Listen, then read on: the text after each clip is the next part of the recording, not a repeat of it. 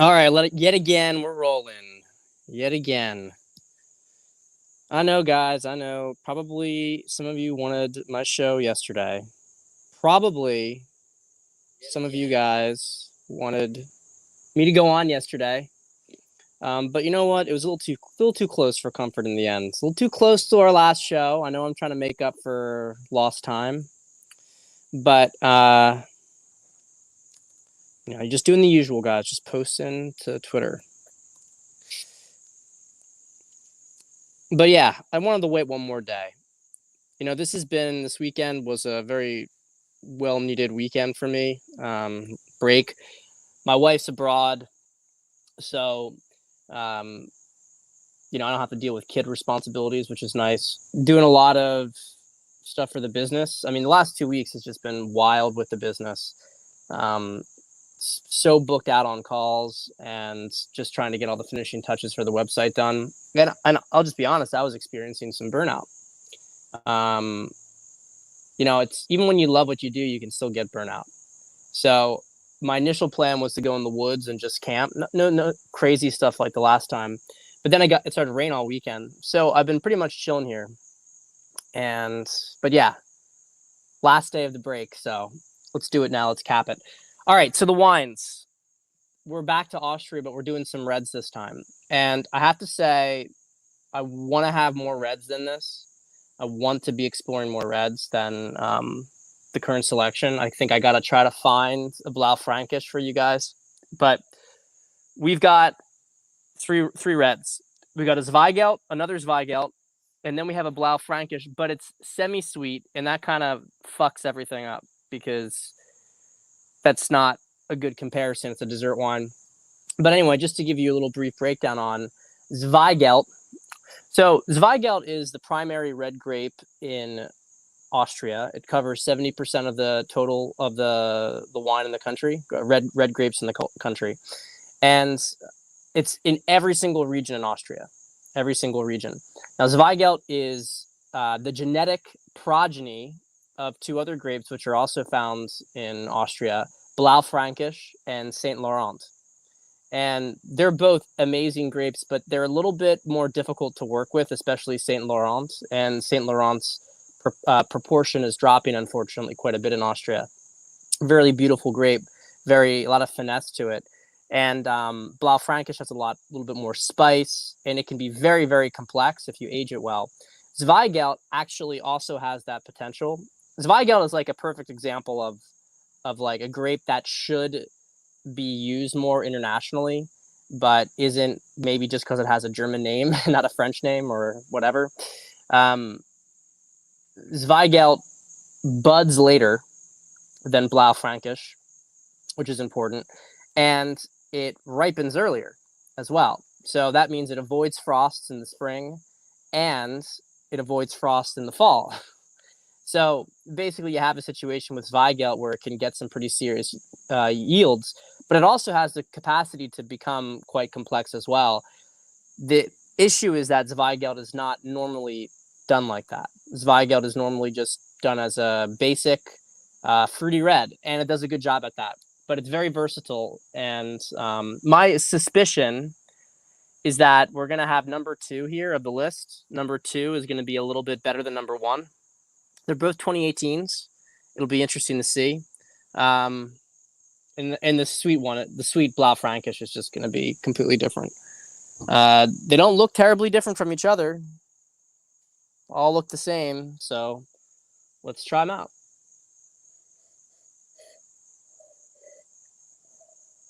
So a lot of raspberries on the nose.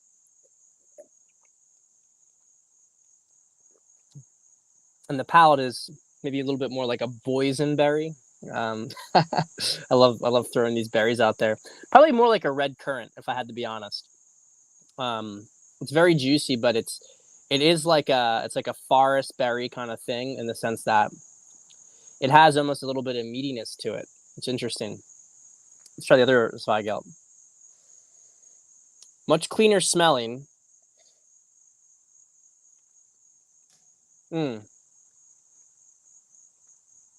Super different, actually. I mean, you could tell that they're the same grape, but I actually have to say that I think number 2 seems a little too polished. And when I say too polished, what I mean is that I feel like that it's too reduced, which means that they really just feel like there's just not a lot of, like, when I go back to number 1, there's more meatiness. It feels almost a little bit more, natural. Whereas number 2 feels like they intervene too heavily with it. But they're both good. Don't get me wrong. They're both good. I had it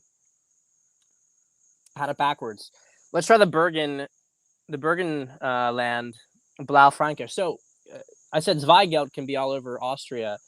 Bergen, Blaufränkisch is mostly just in an area called Niedersee. It's basically far eastern Austria. Oversee, I think it's what it is. Well, I think Burgenland is another way that's a subcategory. And that's on the Hungarian border. And actually, you see a lot of Blaufränkisch produced in Hungary as well. So this smells very nice. A lot of strawberries.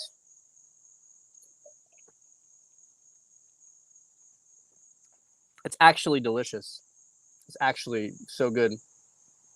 But it is sweet. Although it's not cloying. I don't know if you guys like that term, cloying. It's a term used often in the wine world. It said semi-sweet on here, but and I guess that might be technically accurate, but the sugar isn't really out of control, and it's actually quite pleasant to drink. It is not at the level where you would associate a dessert wine. I think my mom's gonna like that one for dinner later tonight. Older women love their sweet wine for whatever reason. They love their sweets. All right, let's get into the course. Let's get into the show here. Let's get started. All right. So the first thing I wanted to go into was a little bit of an exploration of a topic which I'm going to be going more into in the coming weeks. It's a big area of research for me. I know you guys are waiting on the email. I'm going to be talking about one subset of this in detail in the email. There is some stuff it wasn't where I wanted it to be, so I'm going to send it out tomorrow. You know how it is with me, right? Always a little late sometimes, but it's good. If it's late, but it may be quality. It's quality. So, but one of the things I've been thinking a lot about is this aspect of sins.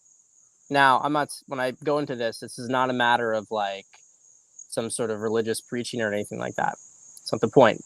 But I was very curious, kind of looking into like, okay, what are the main sins that people have? And how does this show up in relationships? How does it show up in our connection with the opposite sex? And what's very, very interesting is how you have how so many people, when we talk about a trauma bond between them, if they have a good, like how there can be a connection between two individuals that's very, very powerful, but it's a trauma bond, and it's based on one of these sins, so to speak, pulling them together. So what this creates is that if you try to sort of move out of it, then the relationship will start to collapse because there's like a shared sort of aspect here. So for instance, gluttony and sloth, right? So there's a lot of couples who their big thing is, watching television together or just kind of spacing out.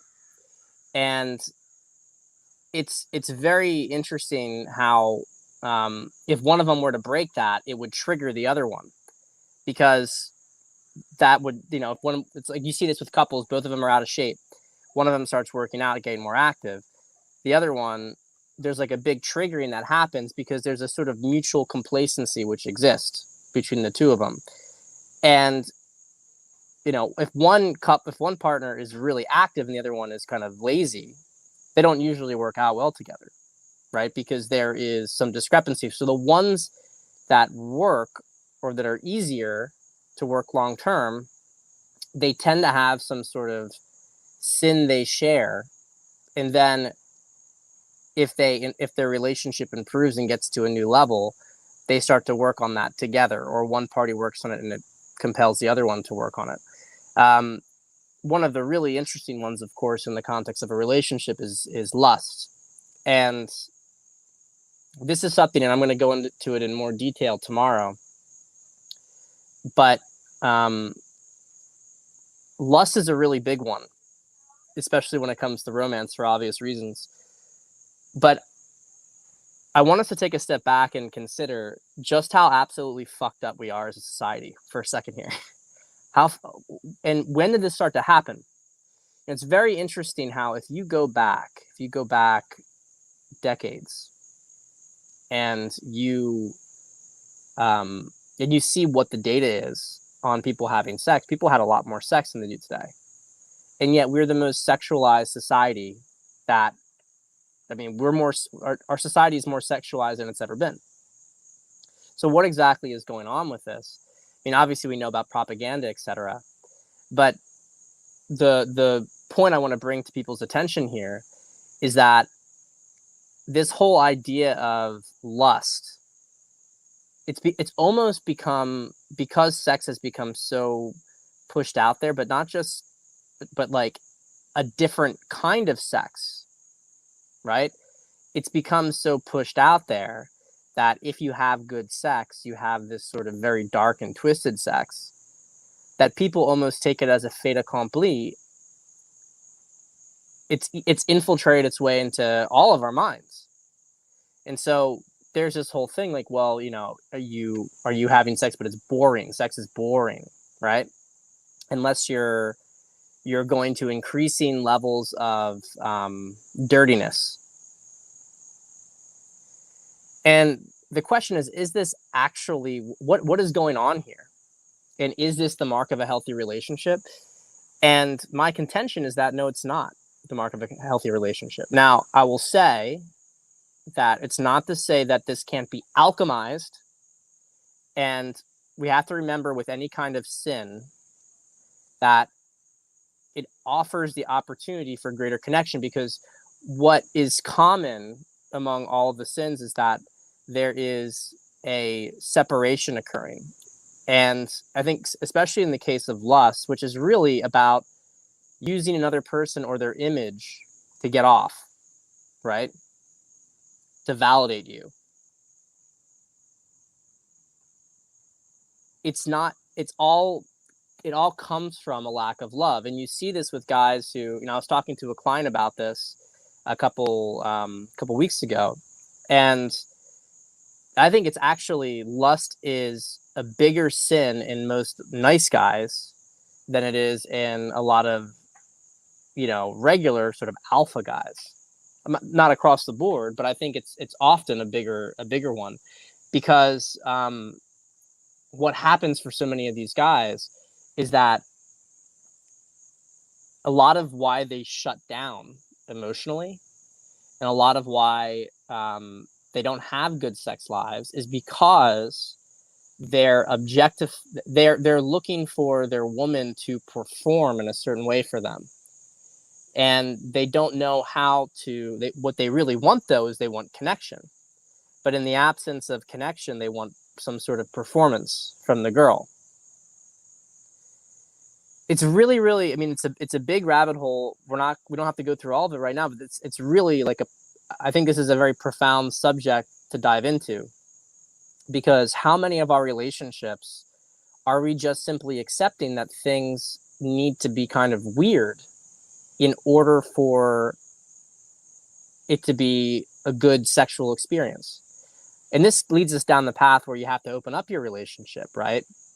You know, you got to get, I mean, look, I could say some pretty funny things. You know, you got to do all sorts of disgusting stuff. You know, you got to bring some toys into the equation. You got to bring in,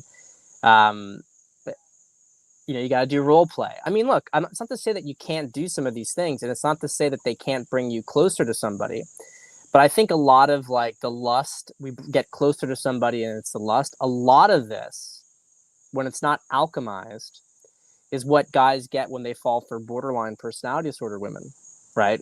who are invariably good at creating a lust kind of situation. And this objectification, it takes us further away from connection. It takes us further away from love.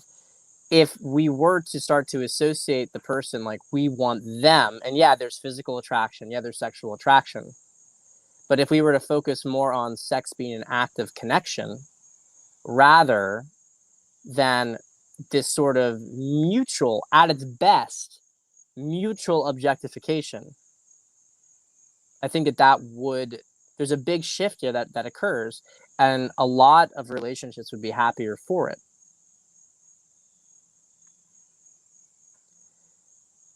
It really seems to me like this focus on kinkiness is a factor of trauma. Because what you find out from the girls, and we're not talking about girls who are passionate, it's different. Another client I was talking to, and he's good with women and everything. His girlfriend, they have a kid together. She has all sorts of these fantasies that she wants him to fulfill. And some of these fantasies are involving another guy. Obviously, this is a difficult situation, right? Because he doesn't want to be a cuck, right? Doesn't want to be a cuck. But the question here is, where did this come from? Well, she had a traumatized childhood, low self-esteem. How much of all of this stuff comes from trauma and low self-esteem? Is it really natural? If somebody's healthy, all they want to do is they want to connect with somebody else. When they're wounded, that desire for connection can take on sort of various forms of degradation or emphasis on the sensual rather than the connection. And before anybody, jumps in here and thinks of it in a different manner, when you're connecting emotionally to a woman, there's so much passion, there's so much intensity. It's not vanilla. Vanilla is disconnected and no fantasy. And so we're so stuck in our heads that we've started to believe that, well, if there's no heart and it's all head, then sex is either going to be dull and boring, or you use your mind and you make it exciting.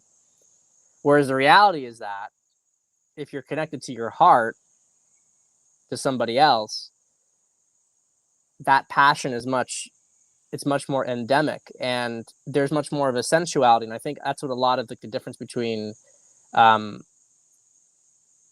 sensual aspect to a woman versus more of the sort of profane aspects.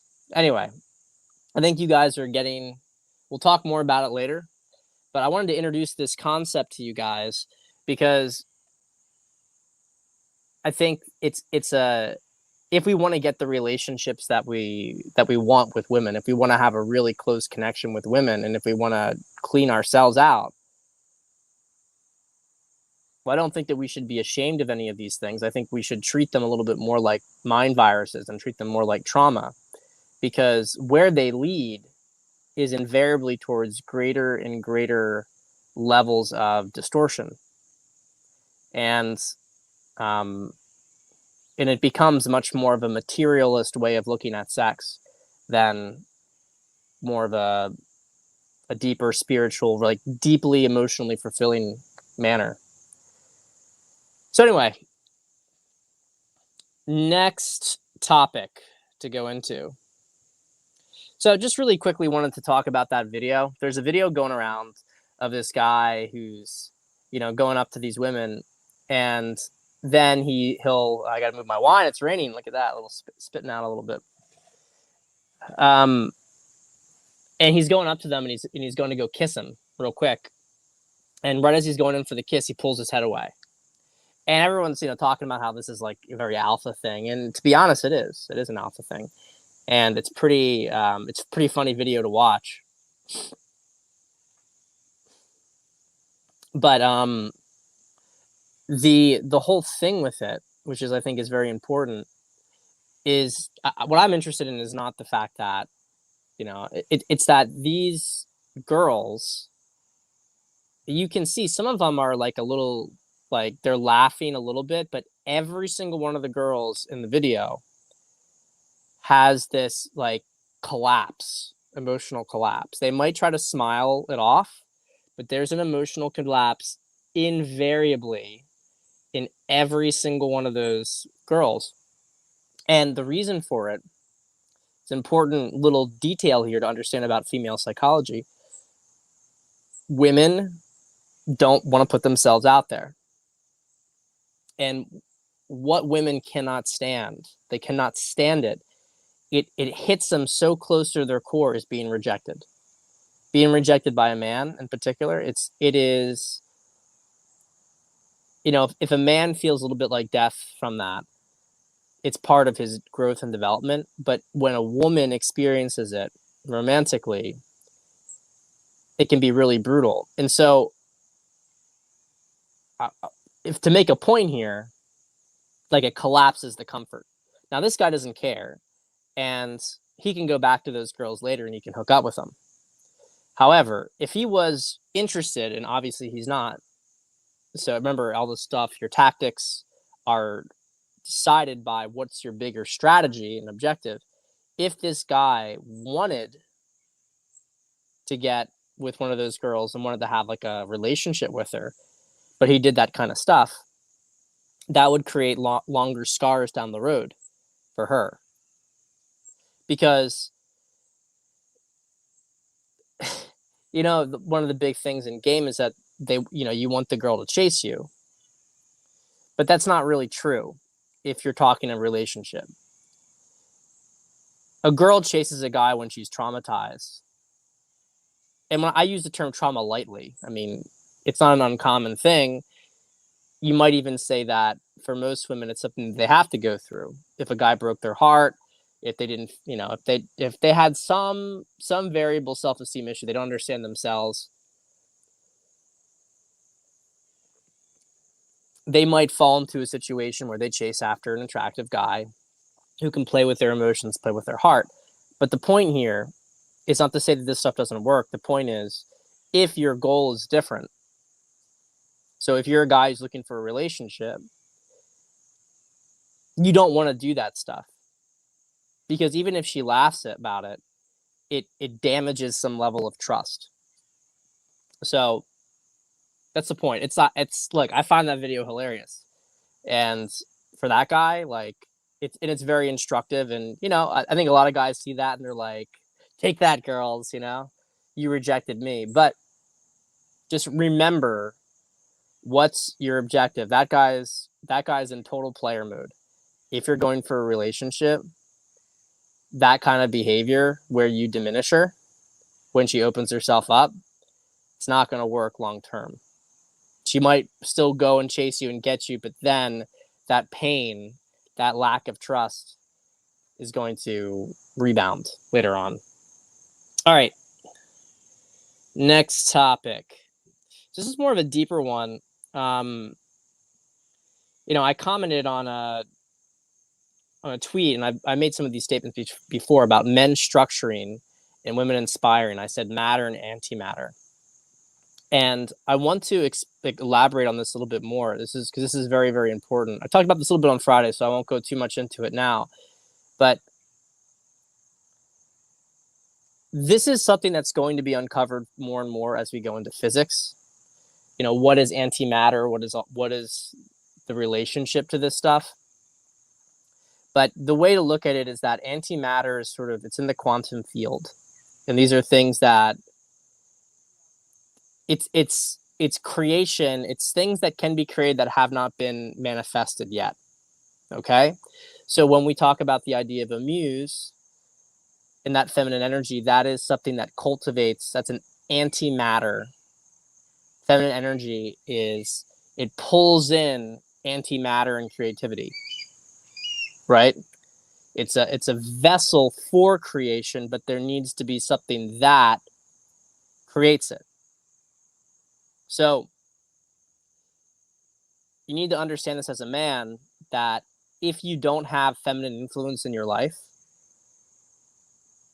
you don't have at least some woman, some feminine construct that you're aiming towards. The manosphere is like very much like, oh, you shouldn't have, you know, a woman who you do anything for. Well, the reality is that if you don't understand, if you don't have a woman who inspires you, you're not going to create anything good.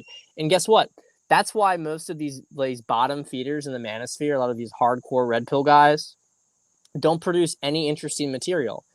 That's why they are fucking stupid. They're stupid because they don't have any feminine inspiration. So they literally bounce across the same topics over and over again, and they fight over stupid stuff, right? You see them, what kind of thing are they trying to build? They just pick fights with people. They just pick fights. They don't have any muse. They have no desire to create something higher, to build something. That's what a woman does. Every man, every great man has had some woman on a certain level, some feminine influence that he wanted to, I suppose you could say, I don't want to say so much as get, but that motivated him. That motivated his action, whether that's art, whether that's war. Oh, wow. Beautiful hawk. Beautiful red-tailed hawk up there. So anyway, it's a very powerful thing, and find a muse. If you're a man who wants to be great, you want to find a woman who not only supports you, but is a muse for you, is a sense of inspiration for you. And yes, Mr. Branford, it insert life force here, potential. Exactly. That's exactly right. All right. So let's see. Speaking of life force, let's go to this next one.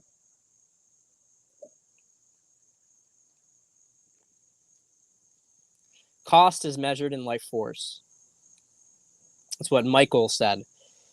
And I responded, a lot of guys don't understand how much a shitty love life affects this.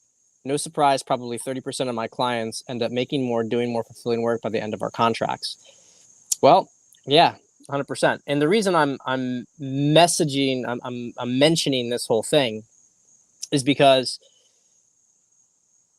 what is money? Okay. I won't dwell on this too much, but this is important for people to understand because there's a lot of people who are like, you know, I had a guy, he decided not to work with me a while back.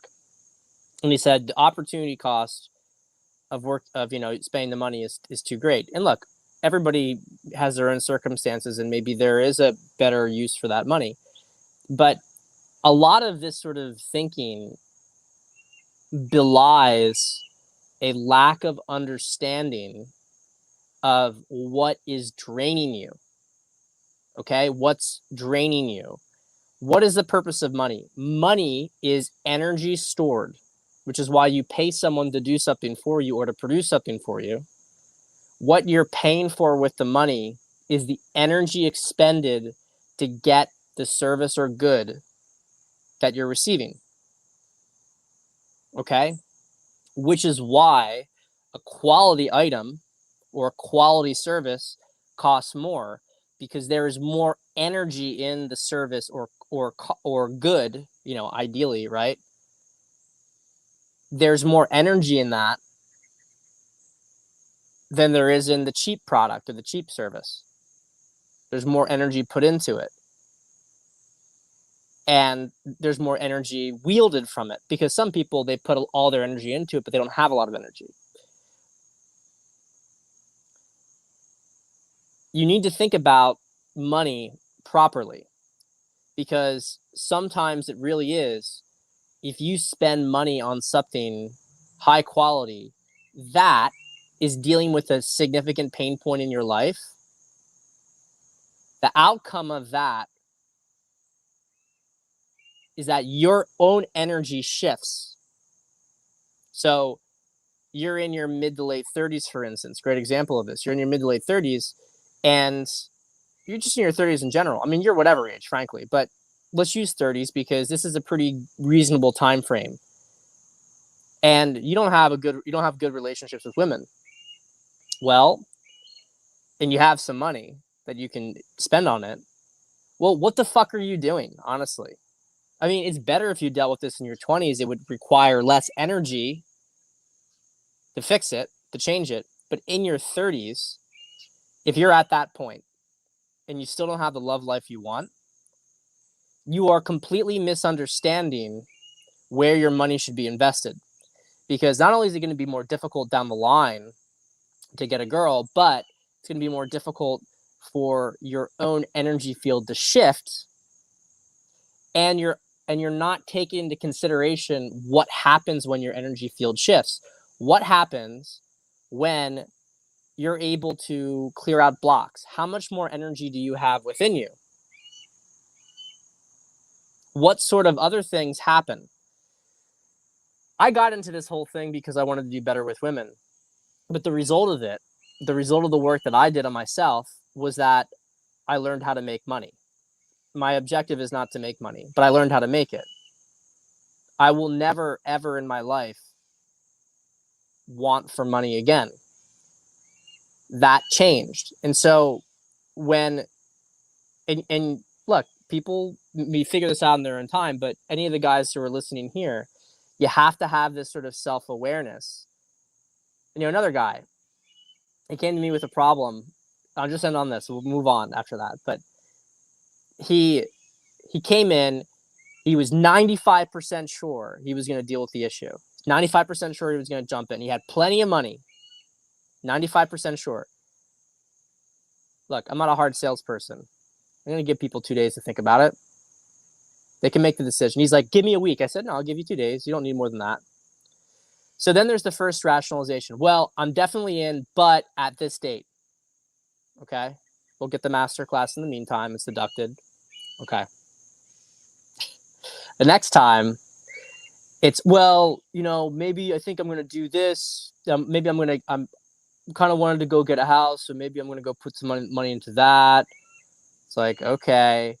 This guy still hasn't bought the master class. And the reason I say this stuff is that he's afraid of dealing with the issue. He doesn't understand how much money it's draining from him, though. It's drained a ton of money because it's drained a ton of energy. And if he had dealt with this, and he would have a lot more confidence, and it would be so much easier for him in his ventures. And that's why I say it's not. I don't promise it. It's not part of the focus of my work. A lot of the guys that come to me are already very successful, but a lot of these guys, they come to me because they have a problem with women. But when we clear out the energy around women, what's holding them back there, then they realize that actually all these little constraints that they've made for themselves aren't the issue, aren't really, like, they're able to do so much more. They realize that they can quit their job, they can jump into something else. So anyway, this is the difference between people who are at moderate income levels and people who are wealthy. Wealthy people and wealthy people who are expanding their wealth, they don't think in terms of scarcity like that. If they see that there's a problem and they think someone has the answer, they spend the money because they understand what the results are. And Bob, by the way, that wasn't you. I wasn't talking about you, although, the door's always open, man. All right. So 2 more comments to go through. Playful schoolyard insults are like crack to girls. Smelly and loose are also good ones. Of course, make up some of your own too. The sillier, the better. They should push, but shouldn't feel mean. And this was in response to somebody else's tweet who made the point of you should call girls dummy. Now, look, one girl's straight, Kiki Mansi. She's awesome. You should follow her. She said, oh, this wouldn't work. I don't like this stuff. You can't, I don't think that you should really say it from the perspective of being gamey.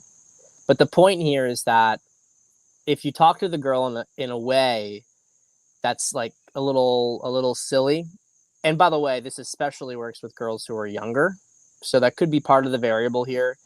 If you say this stuff to older women, there might be less of a relation to it. But if you tell a girl in her 20s, for sure, if you start to give her nicknames and you start to make fun of her, and I actually think this works regardless of the age,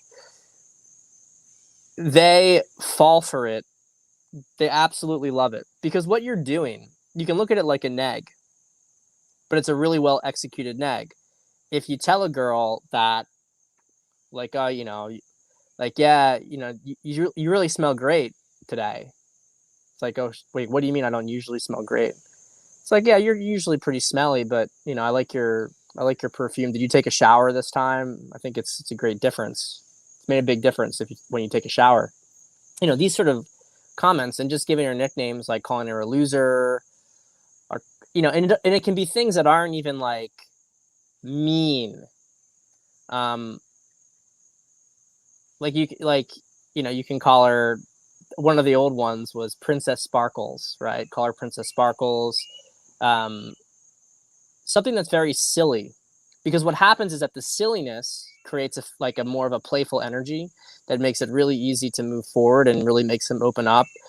But when you do a little bit of a tease with the name, like calling them, hey dummy, can you come over? Like, dummy's probably a little bit further down this window, but it doesn't really matter. It's all how you say it. You create that little bit of tension and that little bit of challenge. So playful, challenging, that is the magic material that you use to attract women. So I recommend you try it out. I remember the first time I did it, it was so out of my comfort zone. And I shit you not, when I started to text this one girl nicknames, it opened up she started to respond like immediately. And within that same day, that same conversation, she was sending me like dirty texts. Now, granted that there was some stuff built up, but it was just that little bit of extra tension that was so subtle. It changed. It took that dynamic. There's a lot of pre-matter fabric there, I suppose you could say, for a romantic relationship, but it took it to the next level. So I highly recommend the use of nicknames. It's powerful, powerful stuff. Stinky is great. Yeah, that's also good. Yeah, it's also good. And in the beginning, they especially really work on it. You just want to mess with them a little bit. And you have to do that even when you're in a relationship, when you're married. You have to mess with them. If you don't mess with them, it's like something just